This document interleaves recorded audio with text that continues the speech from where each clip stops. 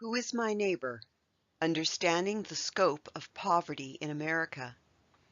Before continuing this video, viewers should complete the Poverty Facts quiz found on this website. Statistics presented in this video were accurate as of September 2018. Let's see how you did on your quiz. The Census Bureau's Office of Management and Budget's official measure for defining poverty does not vary geographically, is tied to the cost of food in 1963, does not measure the poverty status of the unsheltered homeless or foster children, or all of the above. The answer is all of the above. The Census Bureau has two measures that are used to estimate the level of income needed to cover basic necessities and establish income thresholds to count how many people are in poverty. The official poverty measure, which is used to establish guidelines for government assistance, and the supplemental poverty measure, a more comprehensive tool, which many believe is a more accurate tool for defining poverty. The Census Bureau uses this table to show the comparisons between the two measures. Note that while the official measure only looks at family members who are legally related, the supplemental measure includes unrelated persons, including foster children. Also, whereas the official measure is tied to food costs in 1963, the supplemental measure takes into account food, clothing, shelter adjusted geographically, utilities, work expenses, child support, and most importantly, as we will see later, medical expenses. Using the official measure, nearly 40 million Americans, or 12.3%, fall below the poverty line. Using the supplemental measure, 45 million people, or 14%, are living in poverty, and nearly 1 out of every 5 Californians.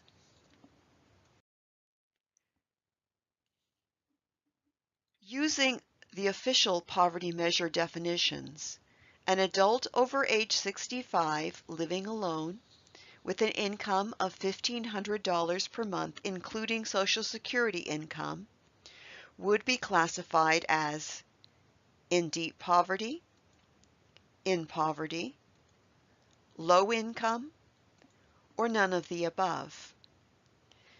The answer is low income. Here is the 2017 poverty threshold table, showing that a senior living on their own falls under the poverty threshold if their income is less than $11,756 per year.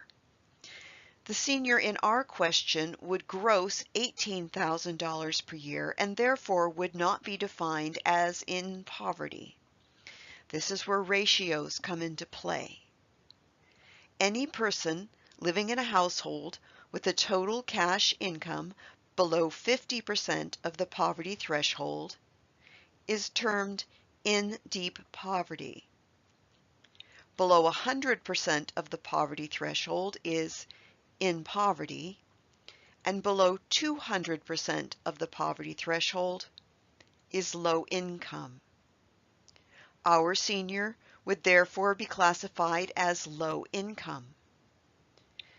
But at this point, we need to ask the question, whether we use the official measure or the supplemental measure, how can there be so many persons in poverty when our economy is doing so well? Perhaps it has something to do with income inequality. According to the Congressional Budget Office, during the period from 1970 to 2014, income for the poorest 20% of Americans, before taxes and transfers, increased 26%. At the same time, income for the top 1% increased 69%, 82%, 113%, or 221%? The answer is 221%. This table from the Congressional Budget Office gives a picture of how U.S. income was divided in 2014, the end of the study. This shows that even after adjustments due to taxation to support assistance programs and healthcare expansion, the 2014 income share of the top 20% of Americans was greater than the combined income shares of the bottom 60%. How does this compare to other developed countries? Among the 35 reporting nations of the Organization for Economic Cooperation and Development, using 5 measures of income inequality, ranking from least inequality to greatest inequality, the U.S. ranks in the top 4 among 35 nations. Only Mexico, Turkey, and Chile rank higher in some measures. An interesting illustration involving America's largest retailer helps to bring this inequality into focus. In January 2018, Walmart raised its starting wage to $11 per hour. Working full-time, year-round, with a 2.9% pay raise per year, it would take 7 new Walmart employees over 360 years to gross income equal to the 7 Walton heirs' current combined wealth of $168.2 billion. Let's look at some less fortunate children. According to the Kairos Center, what percentage of all American children will qualify for the Supplemental Nutrition Assistance Program, SNAP, before they turn 20? 15%? 30%?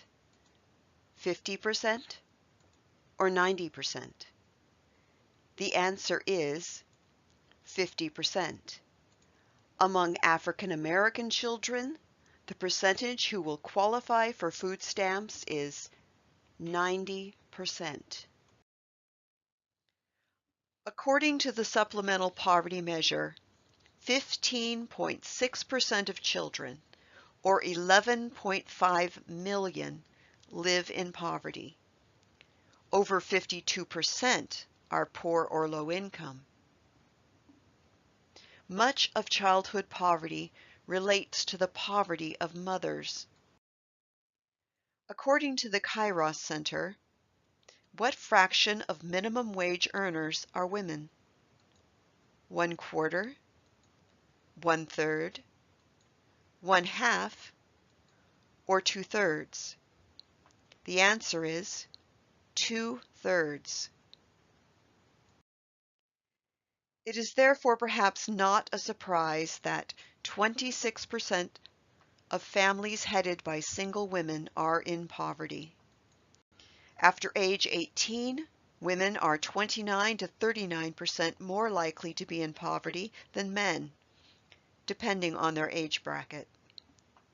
And the Census Bureau confirms that among full-time year-round employees, women earn 20% less than men. While we're on the subject of employment, according to the official poverty measure, what percentage of working-age Americans below the poverty threshold was employed? 26%, 42%, 55%, or 77%? The answer is 77%. The percentage of poor working-age adults employed full-time year-round was 55%. The working poor are employed primarily in retail sales, food service and preparation, custodial work, hotel work, and caregiving children and seniors. And as such, the working poor are frequently subject to irregular work schedules, scheduling on short less than 1 week notice, and lack of unionization. Private sector unionization has fallen by 50% since 1983, covering only 6.7% of today's workforce. Among the service jobs I mentioned, only 4.5% are unionized. This may explain why so many of the working poor are concerned about the minimum wage. Although the state of California has enacted legislation to incrementally increase the state minimum wage, currently $11 per hour, to reach $15 per hour by 2022, the federal minimum wage of $7.25 has not changed since 2009, 1963, 2013, or 1984. The answer is 2009. As $7.25 buys 10% less than it did in 2009, employees must work an additional 41 days per year to break even. With an annual gross income of just over $15,000, what can a minimum wage employee expect in terms of housing? According to a Harvard study from 2001 to 2016, the percentage of Americans making only $15,000 per year who were rent-burdened rose to 37%, 50%, 83%, or none of the above. The answer is 83%. Over the same period, those making $30,000 to $50,000 who were rent-burdened rose to 50%. There is, of course, housing assistance. Yet, only 25% of those who qualify for housing assistance receive it due to a lack of housing available. And the 2019 federal budget cuts funding for the upkeep of public housing by 50%. In addition to housing, struggling households must also deal with health care costs. According to the supplemental poverty measure, medical expenses were the largest contributor to increasing the number of individuals in poverty. When medical expenses are deducted from income, the number of additional people who drop below the poverty line is 2.3 million, 4.2 million, 6.7 million, or none of the above. The answer is none of the above. Medical expenses caused 10.9 million people to fall into poverty. It is true that currently 91% of Americans are insured. However, this number is expected to drop when the individual mandate ends in 2019. And despite the current high numbers of the insured, according to the Federal Reserve's report on the economic well-being of U.S. households in 2017, 27% of respondents reported skipping or delaying medical treatment due to cost. Over 20% of adults had major unexpected medical bills to pay, with a median cost of $1,200. Among those with medical expenses, 37% of Americans were left with unpaid medical debt. In addition to the problems struggling families face with housing and healthcare costs, Americans together carry $1.52 trillion in educational debt and $1 trillion in credit card debt. It's time to look at those who are struggling, who do not meet the Census Bureau's official definition of poverty. According to the Federal Reserve, What percentage of Americans cannot handle an unexpected expense of $400 without selling something or going into debt? 20%, 40%, 60%, or 80%? The answer is 40%. The United Way refers to the large population of hard-working residents who work yet have little or no savings and are one emergency from falling into poverty as ALICE, Asset Limited Income Constrained Employed. Believing the Census Bureau's official measure fails to comprehensively measure the number of households who are struggling, the United Way has devised an ALICE threshold, which they believe represents the actual minimum income level necessary for the survival of a household.